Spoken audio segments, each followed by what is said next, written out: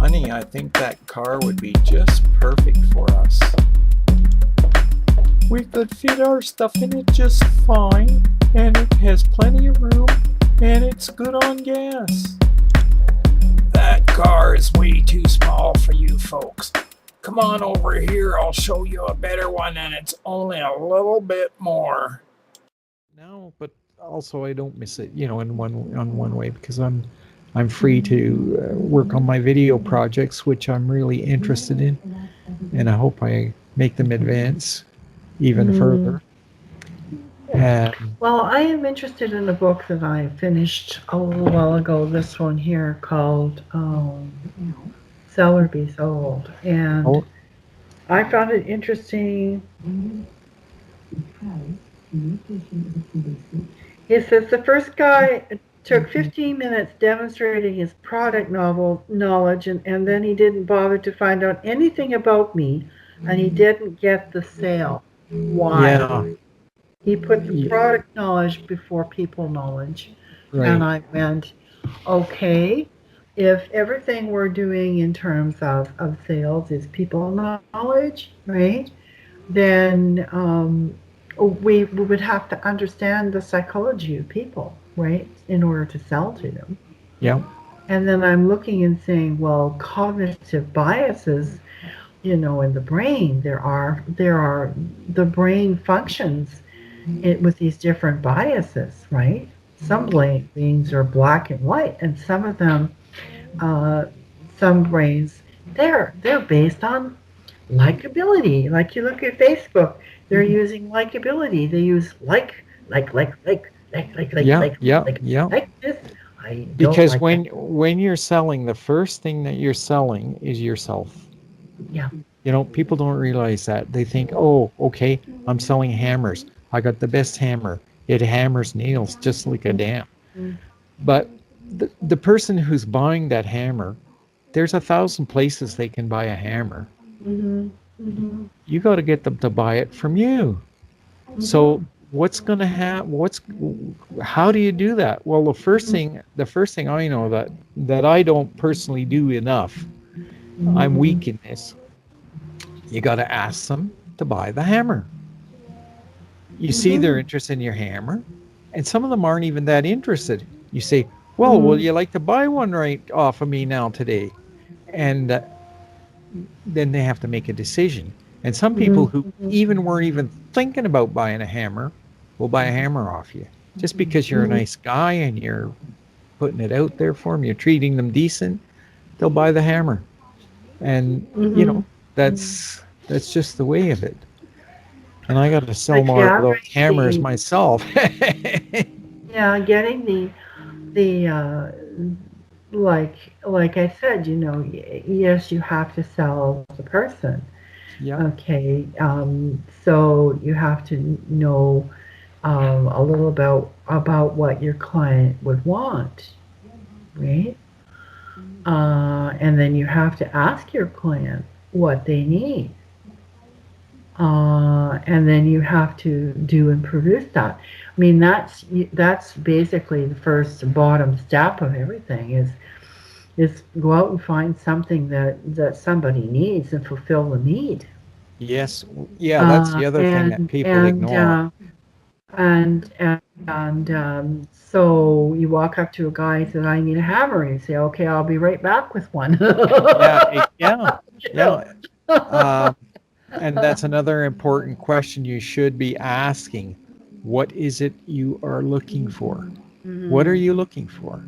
And if they say hammers, I'll say, well, hell, I got one right here for you. Great. Doesn't happen. Sometimes people are so busy selling, like you were saying, selling their knowledge, that they actually don't sell you on anything.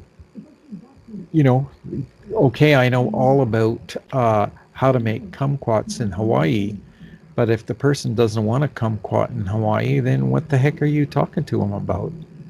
Right. And so when you look up on Google Trends and on Amazon and Google itself, and YouTube and you look at a subject and you see that there's some interest in that, right? Then you know that you got a possible audience to talk Yep. to. Then it's almost like you've got to figure out a way to be a fly on the wall, right?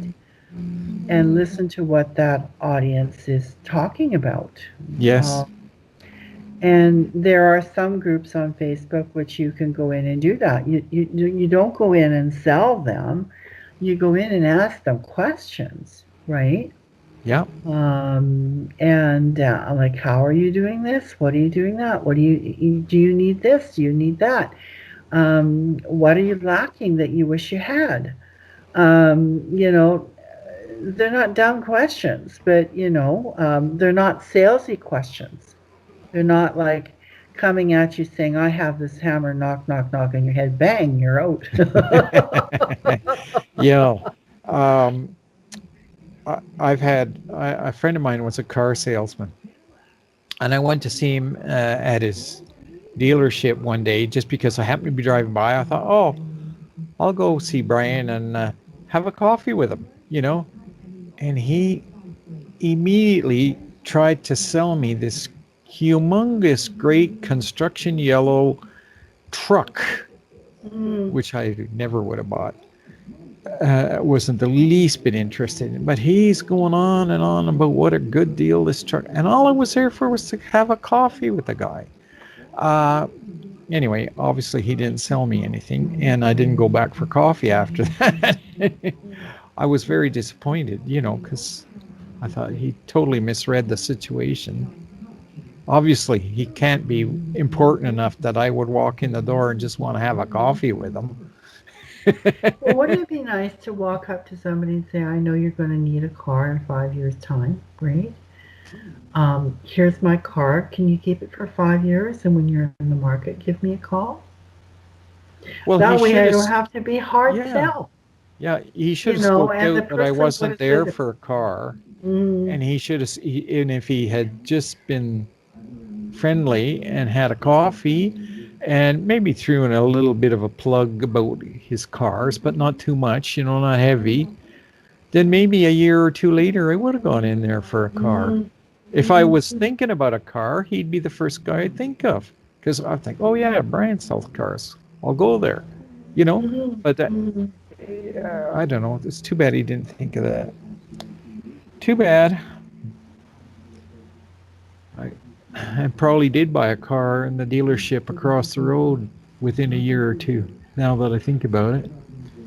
Because, and there I had a very interesting, that was a different dealer, like a different brand of car. But I went in, and the first salesman I talked to was going on and on about how he had cancer and he was dying and this and that and the other. And then I didn't buy anything, but I was feeling sorry for him. And then I went in there another day and saw a different salesman. And I said, "That's sure too bad about John over there and his cancer and all that." And he said, "What? He hasn't got cancer. You know, like it was all part of his ploy to get you to buy something." That was terrible. That was terrible salesmanship, I thought. I would never buy a car off that guy. Well, I think that what I love, there's a friend of mine, Doug, and he sells cars, but he can sell cars from multiple dealerships, Uh-huh. right? Depending on what the person actually needs. He can go and negotiate on that person's behalf, and perhaps there's a fee involved for him, but in some cases it's a lot lower fee for them, right? So what's in Right. it for them? Well, Like, he I saves mean, some money and he yeah, you takes a know, little bit of that he's saving. likable, Yeah. he's personal, he Yeah. will Yeah. run and do the odd favor for you. But you know, when it comes right down to it, the person wants to know what's in it for them, right? Yeah. Yeah. And then of course their attention span is short, right? Yep. They're about the size of a goldfish. So if you want to really tell somebody, you've got to do it in short bursts. Like too long, a video would maybe not go over well, but Yep. short bursts of different segments of a video, chopped saying this is on this, and we interrupt this program now to talk about this. Yeah. You know, Yeah. but People like I mean, I people like recently, activity. They do like activity. yeah, Things get too long, and depending get bored. like when you watch even a drama, say you're watching a drama on TV. If you're watching a drama on TV and it's very slow moving, you're going to change channel. But if there's lots of action, things are happening, people are getting kissed, people are getting killed, people are getting, whatever. It's bang, bang, bang from one situation to another. The scene is changing all the time. Mhm. Then that's the one you're going to watch. You're going to stick with it. Yeah. Well, I like the innovation. I mean, that's what you need to do is read, understand. Being like goes on, innovate. Yeah. And when you innovate, you come up with something truly unique, and then it's not as copyable, right? Right. You can sort of trademark that's you, and that's very difficult for people to just sort of rip off, right? Yeah. Yeah, so cool. Okay. Well, I'm gonna say goodnight, I guess. I'm really glad I talked to you, Wendy. I really needed to talk to somebody tonight, just just to get my head together. Just to shoot things differently. Yeah, really. And so I hope I'll. Hi, I'm Wendy. Nice to meet you. I'm a writer. That's what I do. That's my passion in life. But I also want to start a business, right? And generate income. So that's a very exciting moment in a person's life when you realize that you want to brag about the intention of making a business in 2019 and proceeding forward like the rest of us are to do that at whatever level of business we're at. So what I do is I write sentences. I write a lot of sentences.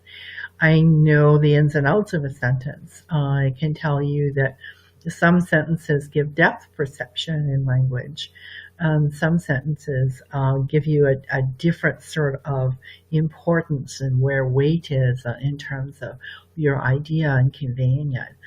So I would love to spend some time with you to chat about writing and see what your purpose is for what you write and help you if I can. Thanks. Please don't forget to like, share, and subscribe to my channel. And thank you for watching.